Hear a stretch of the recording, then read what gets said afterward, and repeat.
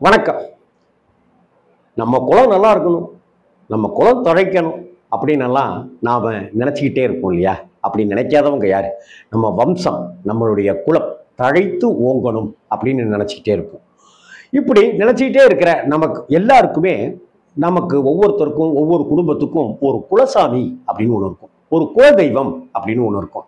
அது ஐயனாராக இருக்கலாம், இல்லை ஒரு அம்மனாக இருக்கலாம், இல்லை கருப்பண்ணசாமியாக இருக்கலாம், இல்லை ஒரு பெருமாளாக இருக்கலாம், இல்லை நம்ம குடும்பத்திலே வச்சு வளர்க்கிற ஒரு புகைப்படம் வைத்துக்கொண்டு அதையே பூஜிக்கிற நம்ம ஒரு மூதாதையராக இருக்கலாம், எப்படி வேணாலும் இருக்கலாம். ஒரு கிராம தெய்வம், ஒரு கிராம தேவதை அல்லது ஒரு சுவாமி பெருமாள் மாதிரியானவங்க நமக்கு குலதெய்வமாக இருப்பாங்க. அப்படி உங்களுடைய குலதெய்வத்தை ஒரு வருடத்தில் எப்போ நீங்கள் தரிசனம் பண்ணுறீங்க? ரொம்ப ரொம்ப முக்கியமான கேள்விதான் இல்லையா? வருஷா வருஷம் நம்ம எப்போ போவோம்? கோயில் கொடை நடக்குது போவோம், கோயிலில் பிரம்மோற்சவம் நடக்குது போவோம், அங்கே கோயிலில் காது குத்து அப்போ போனேன், அப்போ நான் குலசாமியை பார்த்துட்டு வந்தேன் அப்படின்றதெல்லாம் நாம் செய்கிற தரிசனங்கள் ஒரு பக்கம் நமக்கு அருள் தருவது இருக்கட்டும். அதே சமயத்தில் ஆடி மாதத்தில் குலதெய்வ வழிபாடு செய்வதை கண்டிப்பாக வழக்கமான ஒரு விஷயமாக வைத்து கொள்ளணும்னு ஆச்சாரிய பெருமக்கள் சொல்கிறாங்க. ஆடி மாதம் அப்படிங்கிறது அம்மன் வழிபாடு. ஆடி மாதத்தில் வரக்கூடிய கிருத்திகை அப்படிங்கிறது முருகப்பெருமானை வழிபடுவது. ஆடி தபசு என்பது பார்வதி தேவியை, பார்வதி சொரூபத்தை நாம் வணங்கக்கூடியது.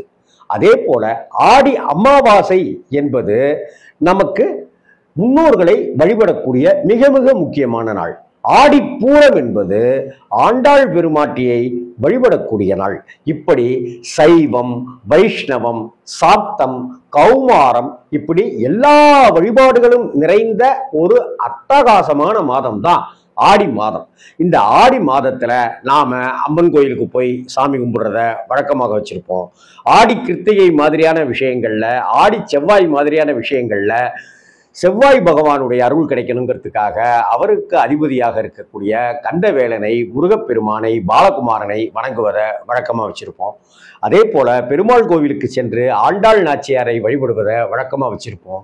அதே போல நமக்கு முன்னோர்களை இந்த ஆடி அமாவாசை அன்னைக்கு வழிபடுவதை கண்டிப்பாக வழக்கமாக வச்சிருப்போம் அல்லது வச்சிருக்கணும். இனிமேலாவது அதை மறக்காம செய்யணும். இதே போல ஆடி மாதம் வரும்போது அந்த ஆடி மாசத்துல ஏதாவது ஒரு நாள்ல குலசாமியை வழிபடுவதை வழக்கமாக கொள்ளுங்கள். உங்க குலசாமி கோயிலுக்கு போய், அது எந்த ஊர்ல இருக்கோ அந்த ஊருக்கு போய் குலசாமியை குடும்பமாக சென்று வழிபடுங்கள். முடிந்தால் உங்களுடைய சகோதர சகோதரிகளுடன் சென்று அங்க வழிபடுறது கூட நல்ல விஷயம்தான். உங்களுக்கு பெற்றோர் இருந்தாங்கனாக்க அந்த பெற்றோரோட சகோதரர்களோட சென்று குலசாமி வழிபாடு செய்யறதுங்கிறது இன்னும் சந்ததியை பெருக்கக்கூடிய, சந்ததியை பலப்படுத்தக்கூடிய, வம்சத்தை விருத்தியடை செய்யக்கூடிய விஷயமா சொல்லப்பட்டிருக்கு.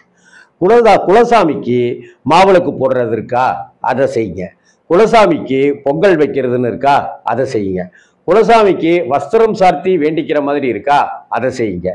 இந்த தருணத்துல உங்கள் குலசாமியை நீங்கள் ஆடி மாசத்தில் வணங்குறத வழக்கமாக வச்சுக்கிட்டீங்கன்னா உங்க குடும்பத்துல தாத்தாவுக்கு பிறகு உங்க அப்பா, உங்க அப்பாவுக்கு பிறகு நீங்கள், உங்களுக்கு பிறகு உங்களுடைய மகன், மகனுக்கு பிறகு உங்களுடைய பேரன், வாரிசுன்னு வம்சம் உடையாமல், வம்சம் தடைபடாமல் தொடர்ந்து செழித்து கொண்டே இருக்கும் அப்படிங்கிறது ஒரு விஷயம். அதே போல மூதாதையர்களுடைய சொத்து நமக்கு இருக்குதோ இல்லையோ, நாம சம்பாதிக்கிற சொத்து நம்மளுடைய அடுத்த மூன்றாவது தலைமுறைக்கு போய் சேருவதற்கு இந்த குலதெய்வ வழிபாடுங்கிறது வளமும் பலமும் சேர்க்கும் அப்படிங்கிறதுல எந்த மாற்று கருத்துமே கிடையாது.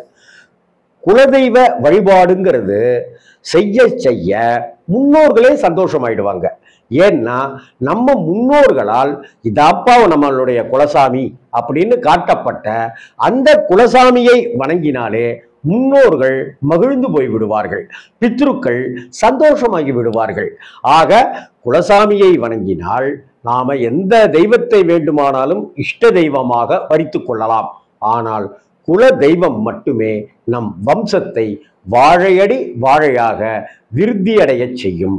நம்மளுடைய முன்னோர்களுடைய ஆசீர்வாதங்கள் தான் நம்மை அடுத்தடுத்த தலைமுறையில எந்த கஷ்டமோ நோய் நொடியோ இல்லாம கொண்டு போய் கரை சேர்த்து கொண்டே இருக்கும். அதனால ஆடி மாதத்தில் குலதெய்வ வழிபாட தயவு செய்து செய்யுங்கள். நிச்சயமாக நல் வாழ்க்கை உங்கள் குடும்பத்தில் அமையும், ஒளிரும் என்பது உறுதி. வணக்கம்.